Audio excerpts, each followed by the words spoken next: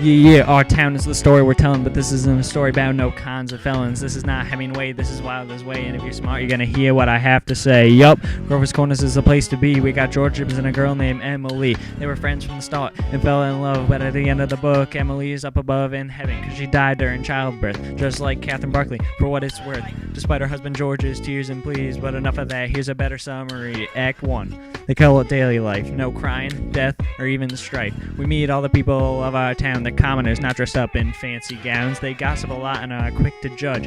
Except the boy George. He doesn't budge. George loves baseball. He's balling at the park, driving home runs and triples, and he always hits his mark. And Emily, she's the quieter one. Has her face in a book and her hair in a bun. But together they always manage to have fun. And you know what they say, two is better than one. So we end with a scene in the parents' yard where the stage manager comes in with his regard. The kind sir tips his hat. The audience begins clapping. We're on to Act 2. Just like that. These fools don't even know the name of my town. So all I can do is just sit here and frown.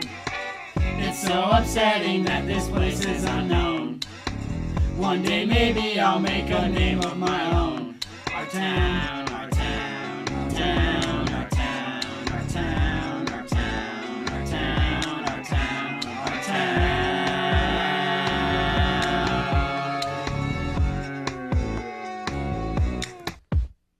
And now that you're on to the second part, it's been 3 years since our humble start. The next part is called Love and Marriage, so there might be a need for a baby carriage. George's baseball career had lots of potential, and he possessed the pros, basic credentials, but we learned that he has gotten engaged. Yes, I know, it is quite a young age to none other than Miss Emily, who was ready for it. Surprisingly, they fell in love over some strawberry drinks, not quite the place that I would think.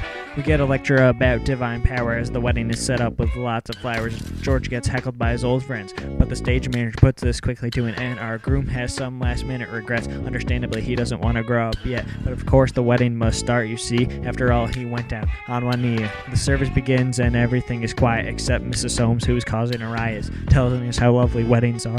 Come on, Mrs. Soames, go back to the car. And just like that, the deed is done. Is this marriage going to be hell or some fun? We won't know until during Act 3, so take a break during all this glee.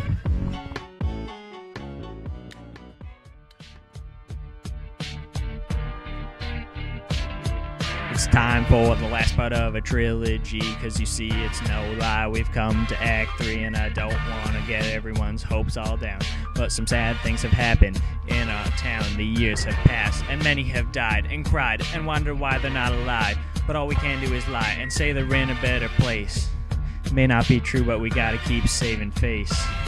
The new setting is full of gravestones, not to mention the dead, whose faces actually are stone. Look at them now, they're all so solemn.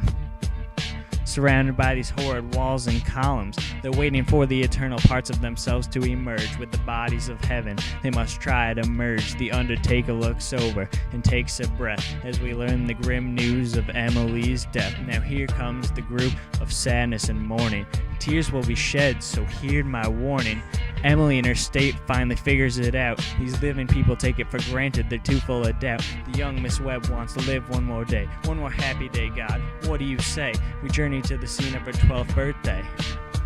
But it becomes overwhelming and she yells, okay, take me back, it's all too hard. Just take me back to that desolate graveyard. Should have listened to the dead, to what they said. Uh-oh, George is coming to my deathbed.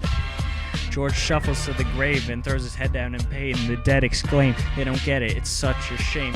George winds his watch and puts us in his vest. Tells us to go home and get some good rest.